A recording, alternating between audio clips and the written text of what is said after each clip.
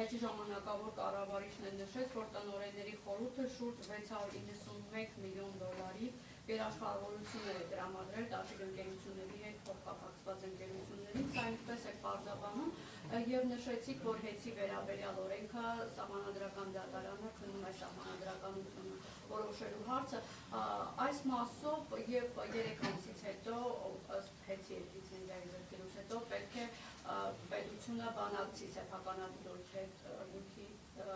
սեփականության իրավունքը փոխանցելու վերաբերյալ, կա հստակ արդեն որոշում, արդյոք կգնա կառավարության հետ համաձայնություն։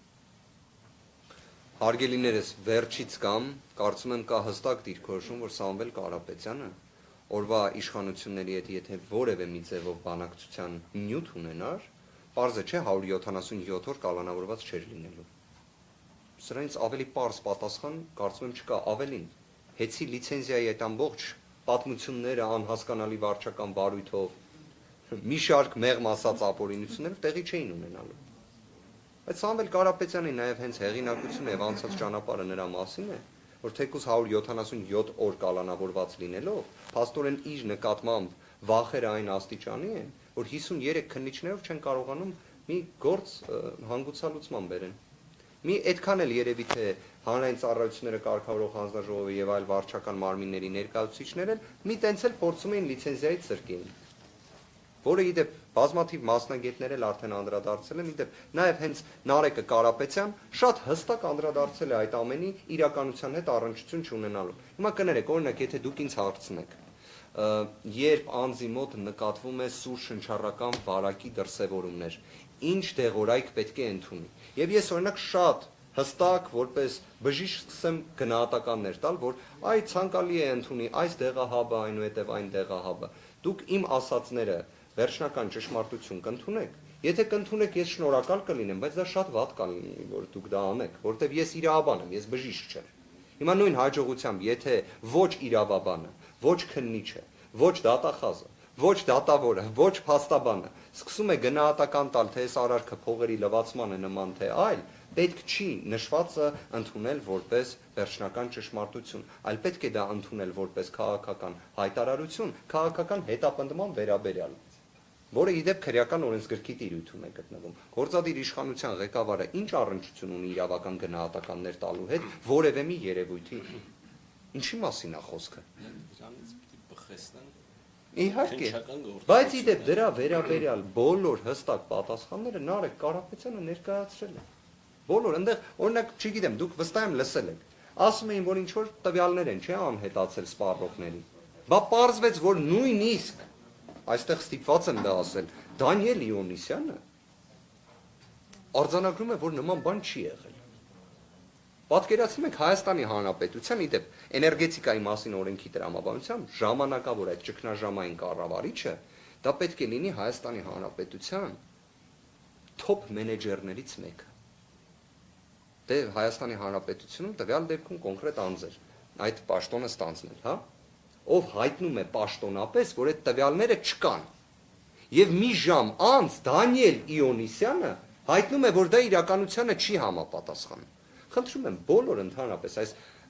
6 ամսվա ընթացքում տեղի ունեցող իրադարձություններին, որ այդ դիտակետից նայեք, ամեն ինչ կտեսնեք այնպես, ինչպես մենք ենք տեսնում։ Ամեն ինչ կամ իրականությանը չի համապատասխանում, կամ մանիպուլյացիա է, կամ պարզապես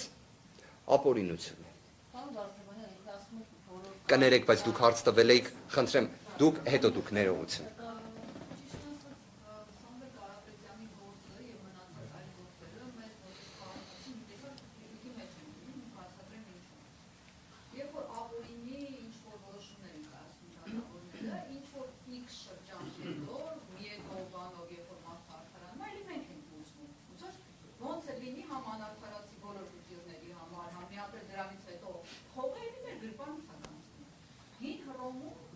Ես գիտեմ, որ դատավորների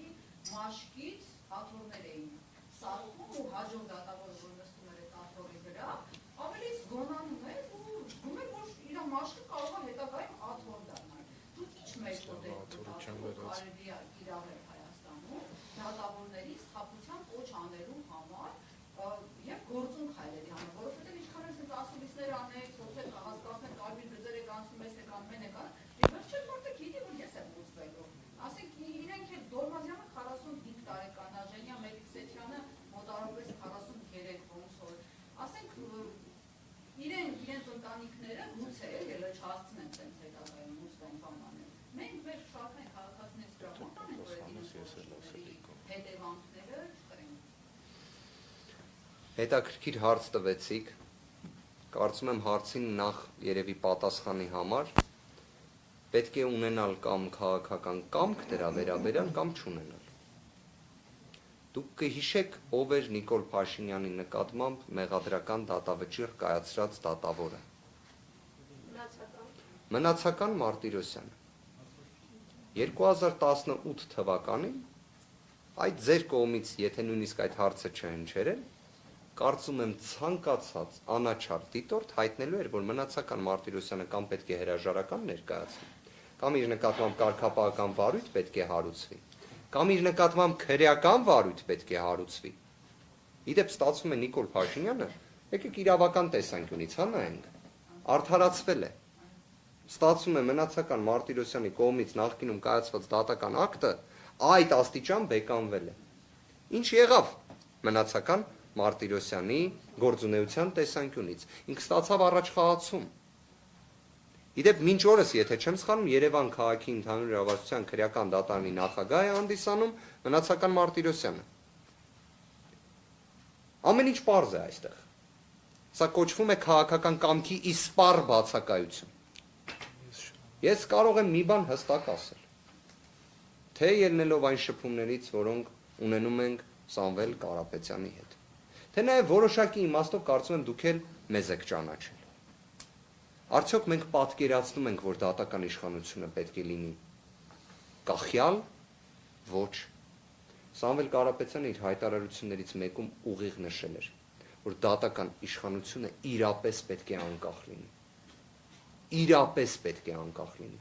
Իսկ դրա համար պետք է ուղղակի ունենալ քաղաքական կամք, իրապես այդ կարմիր գիծը քաշել եւ հարգել դա։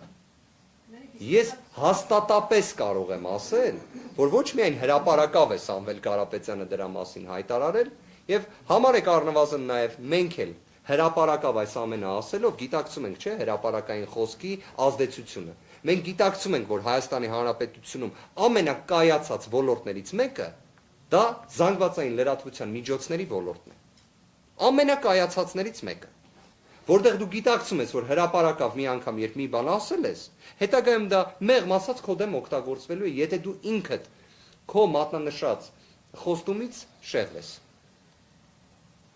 Այս ամենը, որ հրապարակավ արձանագրում ենք, շատ լավ գիտակցում ենք։ Եվ մեր պատկերացրած դատական իշխանությունը այնպիսին չէ, որ այսօր կա։ Իդեպ մենք չենք ցանկանում, որ մեր հանրությունը նման դատական իշխանության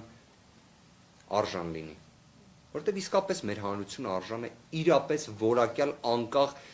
արդար դատական իշխանության։ Եվ դա վստահաբար լինելու է, վստահաբար, բայց դա լինելու համար պետք է գործի այն, ինչը մինչ այդ էինք ասում, պատասխանատվության անխուսափելիությունը։ Քանի դա չի գործում, դատական իշխանությունը անկախ չի լինելու։ Դրա համար ունենք այնպիսի դատական իշխանություն, որը տեսնում ենք վերջին 7 տարիների ընթացքում բացառությամբ մի քանի դատավորների, որին կրկին ԶԼՄ ներկայացուցիչները, հարգարժան գործընկերները բոլորին անուններով գիտեն։ Իրականում մի ժամանակ կար փաստաբաններն էին, որ ասում էին, եթե մակագրվել է այս դատավորին, գիտենք, որ հնարավոր է արդարադատություն իրականացվի, հնարավոր է։ Հիմա դա նաև լրագրողներն էլ գիտեն, այսինքն այդ մենաշնորհ էլ փաստաբանները չունեն։ Դրա համար պետք է դատավորը առաջին հերթին ներկայացվող ամենամեծ պահանջը պետք է լինի խիզախությունը, սկզբունքայնությունը, նոր մնացած բոլոր հատկանիշները։